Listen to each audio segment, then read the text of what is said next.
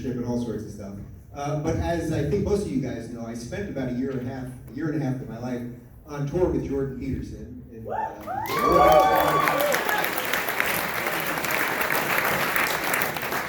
I don't want to say too much, but I can tell you that Jordan's doing much better right now, and I promise you,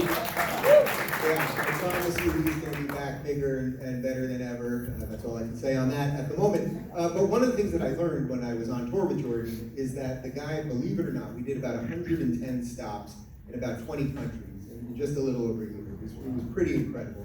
And the guy never gave the same speech twice. He never, an hour and a half lecture, different every single night. And I would watch him truly in awe, because I don't know that there's ever been a public intellectual that has ever done anything like that. I'm sure you guys have been to many speeches from many political people and YouTube people and podcast people or stand-up comics, whatever it is, and everyone's sort of, they've got their act, right? And it's gonna, you move a little bit on the margins, but you're pretty much gonna hear the same thing over and over. And I saw this guy truly stretch the limits of what he could talk about on any given night. So I've really been trying to do that as I've been out there. So I'm gonna try to talk about things in a completely new way tonight, and I'm gonna try to hit on all the topics that Megan mentioned and a few other things. We'll do a little Q&A after that and all that stuff. So last night, so now you'll know that I'm not making it up, this is all new stuff. I was at the premiere for the No Safe Spaces documentary. Have you guys heard about this? Yeah.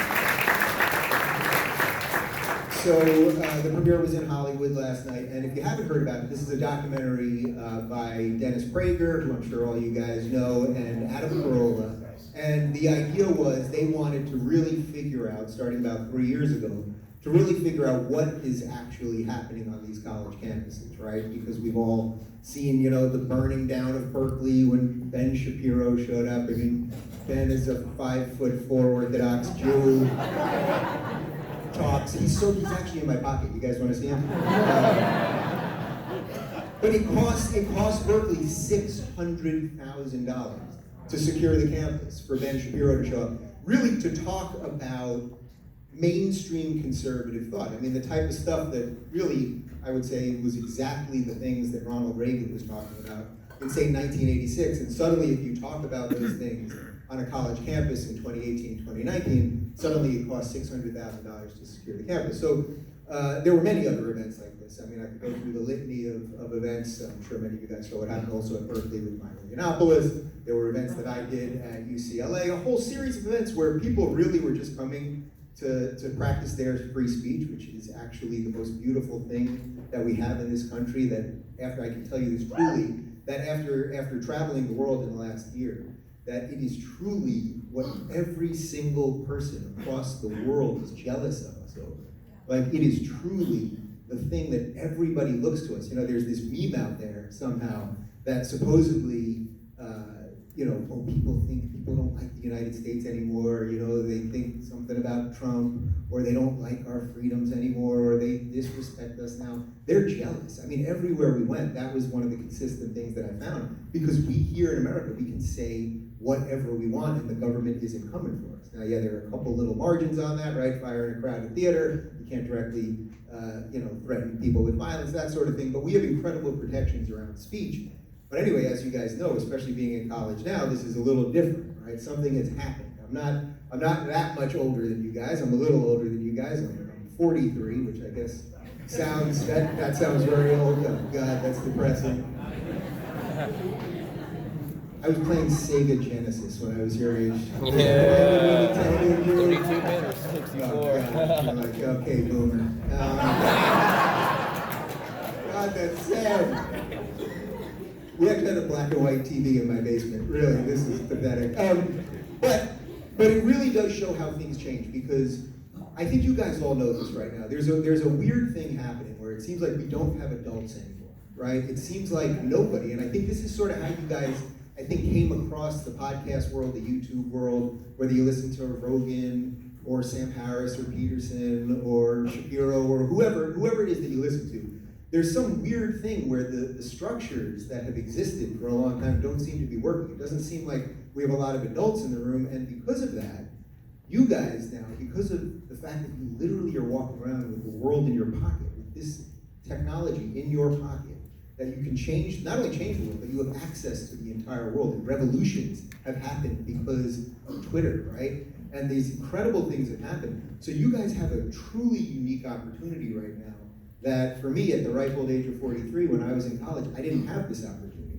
Because everything kind of feels like it's up in the air right now, right? I think everybody can sort of feel it. It feels like we don't know what's happening in the future. Like, are we going to remain a capitalist society? Is socialism going to take over? Are we going to continue to be polarized?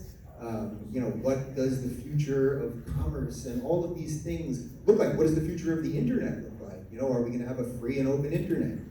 Everything feels like it's on the table, and you guys have an incredibly unique opportunity to be 19, 20, 21, and affect that sort of thing. So anyway, so I was at the No Safe Spaces premiere last night. It's mostly about what's happening here on college campuses, which is obviously very dear to you guys since you're on a college campus right now. So I thought I'd go through a couple of the stories of the people they talk about in the movie, and then we'll move on to big tech and a couple other things. Because so many of the stories in the film were exactly the people that I've had on my show over the last couple of years.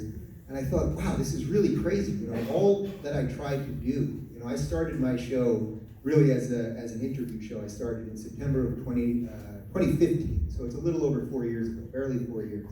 And all I started doing was just saying what I thought. That was it. I was like, something doesn't make sense right now. It's like everybody's on Snapchat, things are getting smaller. We're on, at the time it's not even open anymore, but remember Vine, we were doing 6-second videos, and now you guys are on TikTok. I don't know what the fuck that is. And it's like, I really don't know what TikTok is. I opened it and I was like, no, we're not gonna do this one. You guys probably know, I hired Kyle Kashu, who I'm sure many of you guys know, who was the survivor from the Parkland shooting, and he came out really as a Second Amendment advocate. And he's an incredible kid, or young person, I should say. And it came out that when he was 15 or 16 years old, he was in a Google Doc with some other students, and he wrote some stuff he shouldn't have written. And we've all made mistakes, right? We've all said things far past being 15, but he was literally 15, 16 years old. Anyway, he graduated #1 in his class. Harvard, it was then leaked that he had said these things in this Google Doc. It was leaked by another student, and Harvard rescinded his offer. So what I decided to do, I said, all right, I'm going to give this kid a job. So he now handles my social media for the most part. I still do Twitter, but he handles the rest. His dad's thrilled with me because he was about to go 400 grand into debt to put him in college, and now he's got a real job. So anyway, if I end up on TikTok, that'll be Kyle. You guys don't know. But what I realized is that over the course of these last 4 years, that I've been sort of at the center of so many of what I think are the most important conversations to be having, whether we're talking about what the role of government is, whether we're talking about capitalism or socialism, whether we're talking about the culture wars that are burning pretty hot right now. All of these things, these seemingly have been people that have somehow walked through my studio.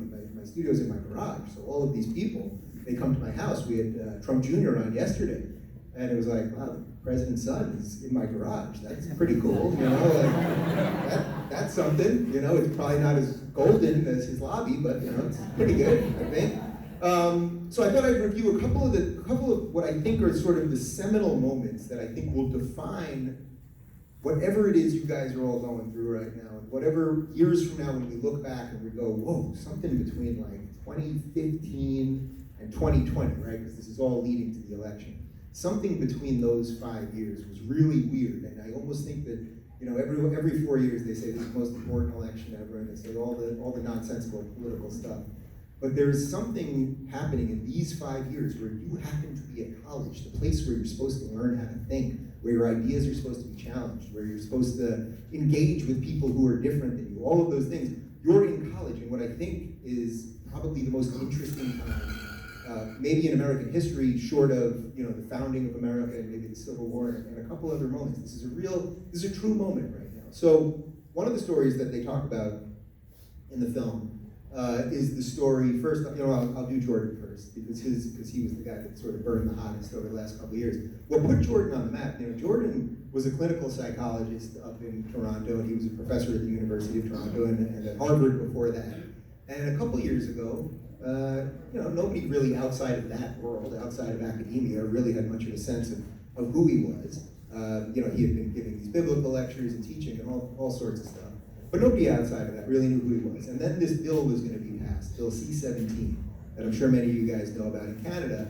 And the bill was actually going to penalize people, potentially with criminal or with financial repercussions, if you misgendered somebody, right? So that means you could be walking down the street, somebody's walking at you this way, you say, good day, ma'am, and it turns out to be a man, and you could actually be fined by the government. That was sort of the high resolution version of what the whole bill was about.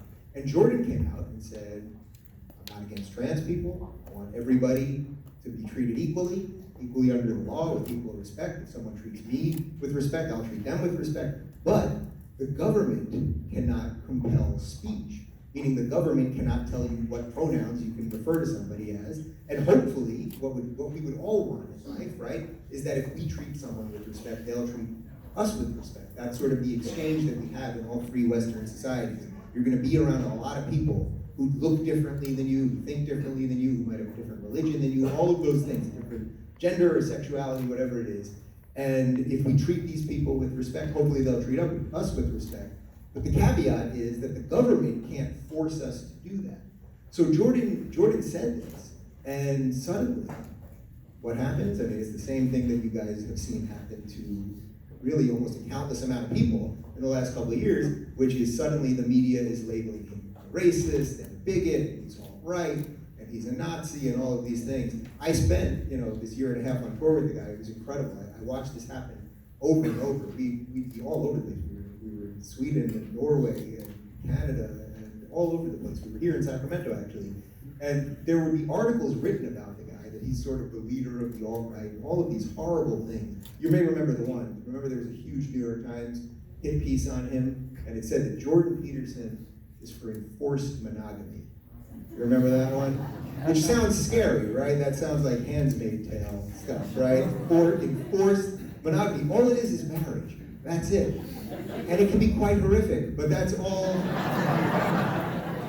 it is. Literally, Eric Weinstein, the economist and mathematician who's been on my show many times, I'm sure you guys know who he is, he actually did something pretty clever, because the way the New York Times wrote the article, the implication was Jordan's for enforced monogamy, which means he wants some sort of modern slavery for women. That was sort of the way it was, framed. It was really this sort of evil Handmaid's Tale thing. All it means is marriage, meaning that the state should sort of help things along so that hopefully people get married and create families. That's sort of the engine behind all of the other things that we'll probably end up talking about here tonight, that the family unit has some value. I think most of us, most sane people can agree on that. So Eric Weinstein actually did a search in the New York Times search bar for the phrase enforced monogamy, and the only other 2 times that they used the phrase enforced monogamy were positive times that were written about lefties. So basically, they were for enforced monogamy until this scary Jordan Peterson said this thing about enforced monogamy. And this is just so consistent with so much of what I think you guys see all the time right now, which is that quite literally, there was a cover of the New York Times about 2 months ago where they had a really incredible piece of fiction in the New York Times, which was how the YouTube algorithm leads people down the dark hole to the alt-right. Did you guys see that? And there was an incredible compilation of pictures of a lot of scary people. I mean, Jordan Peterson and that Shapiro guy was on there, and Milton Friedman was on there, the Nobel Prize winning libertarian economist. He'll turn you racist pretty quick. And it's funny. So these articles just come out over and over. And all we can do, right, is fight back. I mean, partly I think the reason everything feels so crazy at the moment is that what's happening now is, for a long time, the media or the powers that be or whatever it is, they could lie about people over and over repeatedly, and nobody had an ability to fight back. But now, because of Twitter and social media, as long as we're still allowed on it, I'm not sure how long that's going to last, but as long as we're on it now, we can make videos, with our thoughts, and we can call them out for it, and I can literally tag the writers on Twitter and say, this is untrue and all this stuff. So the article comes out, and then I tag the writer. I won't bother giving you his name, but I tagged the writer, and I said, I'm not alt-right. If anything, I've tried to lead everything that I talk about the individual is to lead people away from the horrors, what I would say actually are the horrors of identity politics, the obsession to judge us all on our skin color and our gender and our sexuality and the rest of it. And most of the people, actually, that I've had on my show have been, I would say, lefties or former lefties is probably the better way to describe it, meaning that they were sort of old school liberals who got mugged by progressivism, and that's sort of what has happened to many people. I would say that actually, you guys are pretty young, but for those of you that come from conservative families, I would bet that in something like 95% of the cases, you may not know this, but if you actually ask your folks, were they ever liberals, they would say yes, because most people, not every case, she shook her head no, okay, not every case, but often what has happened, in a very bizarre sense, is that conservatism is starting to become something that is conserving liberalism. We'll get a little more to that later. So they didn't put me on the cover of the Times one because I went after the author a bunch of times. So they put me on like page 6, a giant picture of my head, and it said, leading people down the path of the alt-right. And my dad, who's subscribed to the New York Times for over 45 years, I mean longer than I've literally been living. He went to Starbucks, as he does every Sunday. He goes to Starbucks, and a guy comes up to him, and he said, I didn't know your son was the leader of the alt-right. Did you know that? And this is the nonsense that we're constantly fighting, right? We're all fighting this to one degree or another, and everything feels like it's kind of upside down right now, and there's a reason for it. So when I talk about how we all have this phone in our pocket, we all have access to the world in our pocket, think how things have changed just in literally 2 generations, how crazily different your life is than the people that came before you. So, for example, if you were growing up 50s, 60s, 70s, 80s, even into 90s, basically, which decade were you wooing? Which decade were you wooing? 90s. All right, go 90s. The 90s were the worst. 80s. Yes. Rocky 4. Yeah. All right. 83, baby. Best year ever. 80s or else, yeah, the 90s, like Nirvana, shoot me in the head. All right. No, do not shoot me. I know we're in really political times. I'll be a hell of a way to end this whole thing. But listen to how things really have changed. I mean, drastically changed. If you grew up in any of those decades, really pretty much right before you guys, right before the last 20 years or so, you pretty much had 3 channels that you could watch in an American sense. You get news from 3 channels. You get news from ABC, you get news from NBC, you get news from CBS. They all were on at 6:30. You get a half hour of news, and pretty much the stuff that they discussed was almost exactly the same. You know what I mean? Like the lead story was pretty much the same. There might have been a special interest story that was a little bit different, but they pretty much did the same thing. And there wasn't a major political difference between the 3 networks, right? And really what people did is that you just picked one depending on who you liked. So Tom Brokaw was the NBC guy, and Dan Rather was the CBS guy, and Peter Jennings was the ABC guy. And if you just kind of liked one of them more, that's what you would watch. And basically, because of that, this country of what's now 320 million people, but was a little bit less back then, the range of ideas that we talked about was sort of cohesive, right? It was sort of cohesive. Then what happened is Ted Turner brought out CNN in around, I think it's like late 80s, maybe early 90s. I'm pretty sure it's late 80s, but they really were put on the map during the Gulf War in Kuwait, which I think was 91. And then we had cable news, and it seemed pretty great because then the world got wired 24-hour news, right? Like this is hard for you guys to believe because now it's like you just go on Twitter and watch, a pink anime fox fight with a furry about string theory, and it's like, it's just like endless. Everyone's talking about everything all the time, but then CNN comes out and it's like, whoa, there's news all the time. And then what happened is, I think they were launched within weeks of each other. MSNBC came out, and MSNBC was obviously catered to people on the left, and Fox News came out, and Fox News was obviously catered to people on the right, and then that really was the beginning of when we could pretty much just siphon news to ourselves. So if you had a preconceived notion about something, if you had a certain set of beliefs that you had, you could pretty much just get that reinforced all the time. Now they're all a little bit different, and it's interesting now because people will give me shit all the time. They'll be like, Dave, you never go on CNN or MSNBC, you only go on Fox. and I don't get invited to CNN or MSNBC. You can't just show up at the door. Hey guys, hey Rachel, I'm here. Can we talk? Waiting for you, Rachel. What's going on, Morning Joe? You know, like they don't let you do that. And the interesting thing about Fox is that Fox, you know, I go on Tucker all the time, and it's live. You know, it's live. I think there's maybe a 2-second delay. I'm actually not even sure. But they never ask me, you know, they send me the topic, obviously, so if I'm going to talk about something specific, they'll maybe send me an article or two, but they never ask me what I'm going to say. And, you know, Tucker is, I think, it's the #1 rated show in all of cable news, and we're pretty sure that that's where, you know, Trump is getting all his information from, right?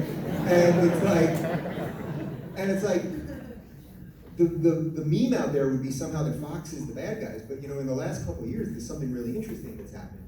As Jordan Peterson got hit, Fox put him on. As I've been hit, Fox put him on. Ben can go on Fox.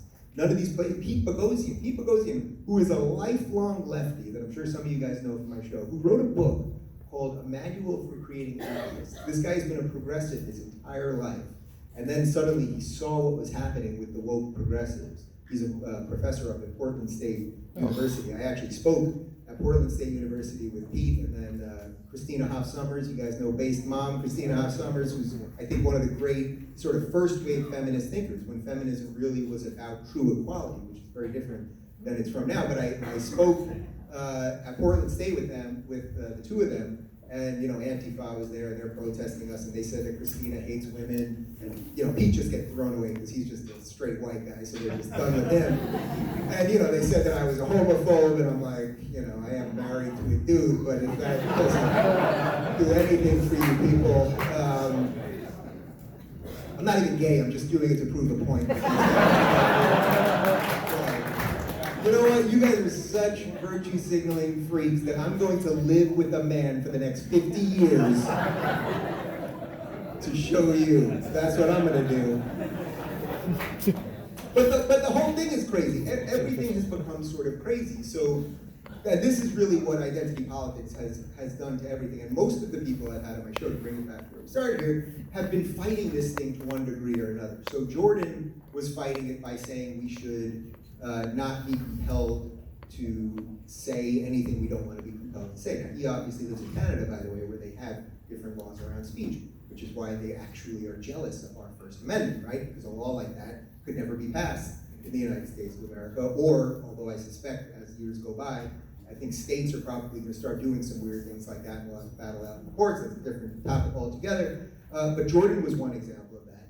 The one that really, I think, sort of burned this thing the hottest after Jordan was the story of Brett Weinstein and his wife Heather Hying, who were professors at Evergreen State College. Now, Evergreen State is up in Washington State. It is thought of as basically the most left college in the United States of America. I mean, it is left, progressive left. So if this stuff worked, if these ideas worked, if collectivism worked, and identity politics worked, and all of these ideas of the left worked, you would think that at a college like that, there would be perfect harmony, there would be no racism, none of these things, there would be no sexism. And yet what Brett found out, unfortunately, is that none of these things actually are true. So for those of you that don't know the story, for many years, for I think about 20 years, they did a day of absence at the school. And what that was students of color would decide not to come to class on one day by their own choice to protest what they perceived as historic racism, and it was based off a play that, I don't remember the author of the play, but it was based off that, and they felt that they didn't want to come to school one day. It was taking a stand in something they believed in. Brett, for many years, and the entire administration and the faculty and everybody was completely on board this idea. It's up to a student if they want to make a political statement however they want to, that they should be allowed to, and that's totally fine. What happened 2 years ago was they decided to flip the script. The administration decided to flip the script and say, well, it's not that black people or their allies, I really don't like that phrase allies. It sounds like we're in Lord of the Rings. Like, you know, I hate that phrase. But they said that black people or whoever wants to not come to school that day to protest this perceived racism or historic injustice, that's not going to be enough. What we're going to do this year is actually tell white students that they should not come to campus. Now this is a complete flip of the script, right? It's very different to say to a certain set of people, I mean, you guys are all adults, right? Like, you guys basically are adults, and if you want to do something, if you want to skip a day of class, and if you think that's valuable and you're making a statement, then that's great. That is very different than literally. I mean, try to imagine it right here at this school. If the faculty said, you know what, white people, you cannot come to school on this given day for this reason or that reason, or forget, it doesn't even have to be about white people. Black people, you can't come to school on this day. Gay people, you can't come to school on this day. Whatever it is, and this is how this game of identity politics works. So Brett fought this, and Brett said, I have been here, a teacher here for 15 or so years, and what I don't believe is that we cannot segregate based on the color of skin. There was that Martin Luther King Jr. guy, you remember him? And that's sort of the reverse of that famous line, you know? And in effect, Brett and his wife, who were both biology professors at Evergreen, were chased off campus. They were actually at one point, some of the administrators, the president of the school, were actually trapped in rooms. There were students running around with baseball bats, threatening people. I mean, all kinds of crazy, I mean, truly, absolutely crazy stuff that Brett was actually fearful for his life, and his wife's life, obviously. The takeaway from this is that Brett and Heather, who, by the way, were ranked like number 1 and 2 teachers at the university. They had like the highest possible, you know, because they do something, it's a little bit different than most average schools. They actually had the students grade the teachers. They had like the highest possible ranks you could have. And they basically ended up settling. They had to leave their jobs. And 2 professionals who were in effect tenured, meaning they were gonna have this job for the rest of their lives, left their jobs for $500,000. Now, I know that $500,000 sounds like a lot to pretty much everyone in this room, myself included, but for 2 tenured professors to leave their careers for $500,000, it's actually next to nothing. They have to upend their life and figure out where they're gonna go and get their kids out of school and a series of other things. So we have Jordan, who all Jordan did, again, remember, he was just a psychology professor, right? And then suddenly he talks about gender pronouns, he's attacked. We have Brett Weinstein, a lefty, a lifelong lefty, who actually I still can't believe it, but he describes himself even today as deeply progressive.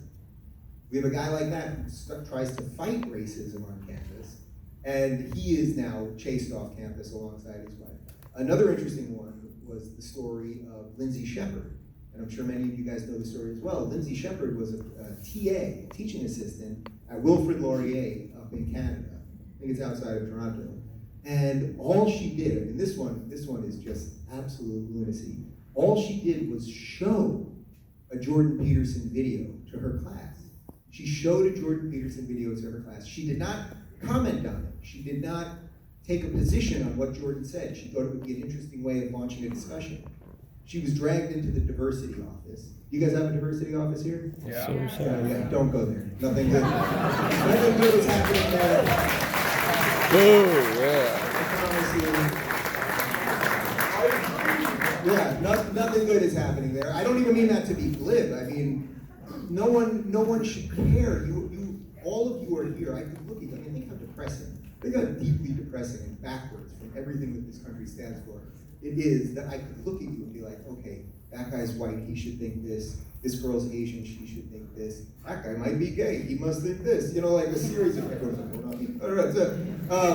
you know, like a series of things that have been thrust upon us, and now we have these offices of diversity and inclusion where departments have to have this many women and this many black people and this many this, and these things have nothing to do with the reasons that you're here. They have nothing to do with your reasons to learn how to think as adults. So Lindsay shows an episode, just a YouTube clip, of Jordan. She's pulled into the diversity and inclusion office, and they basically tell her that what she did was sort of like showing Nazi propaganda.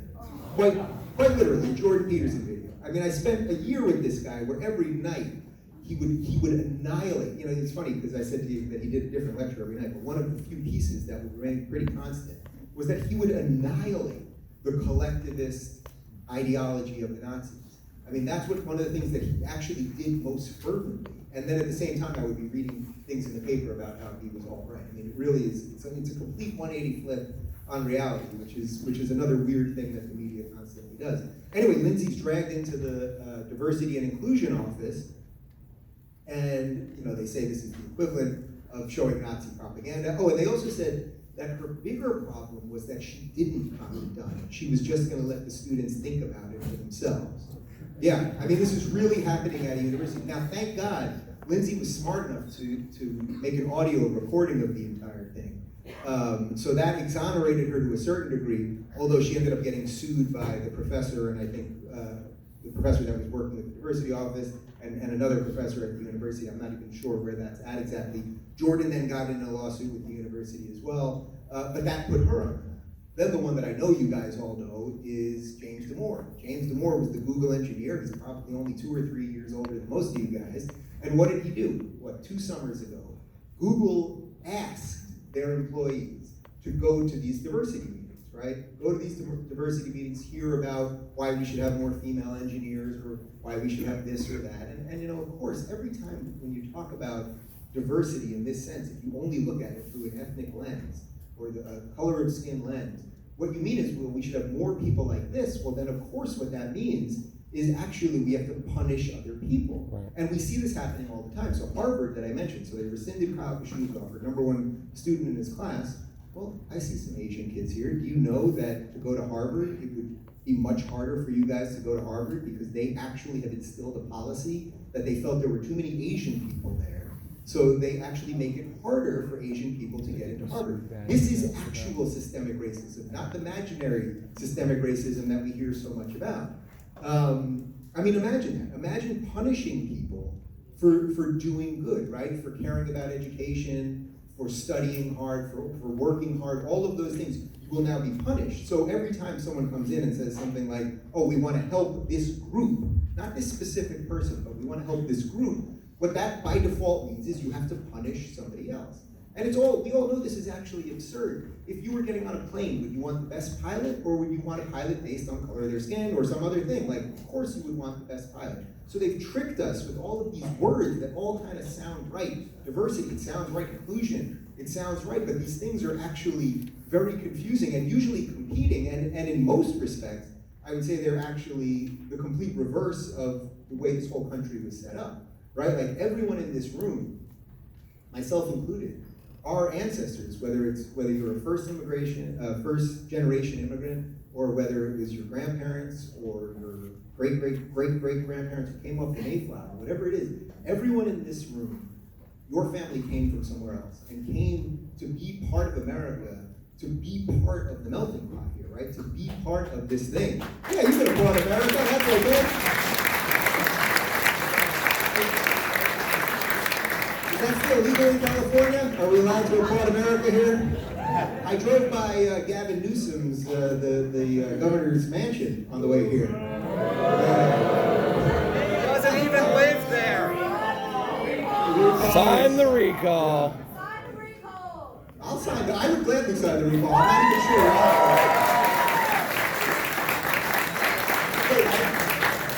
Honestly, I've been so busy lately. I'm just putting the final finishing touches on my book, and I've been traveling like crazy. Can someone just give me like the 1-sentence version of what does it hinge on? Like, what's the reasoning beyond we just don't like it? Rolling blackouts is a good one. So is that one of the things because he was doing the Death penalty. He eliminated the death penalty. I Yeah. mean, that was a big one. Wildfires.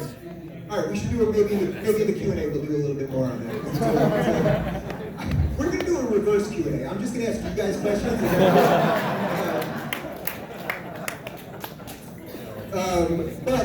But everyone in this room, truly, I mean, when I say that there are minor exclusions to that, right? So if your ancestors were brought here as slaves, that absolutely is different than people voluntarily coming here. If you come from Native Americans, that's absolutely different. But by and large, everyone in this room, wherever they came from, wherever it is, whether it's Eastern Europe or whether it's South America or whether it's Africa or wherever it is, pretty much everyone moved to America. The people before you had much worse lives. I mean, try to think of your grandparents.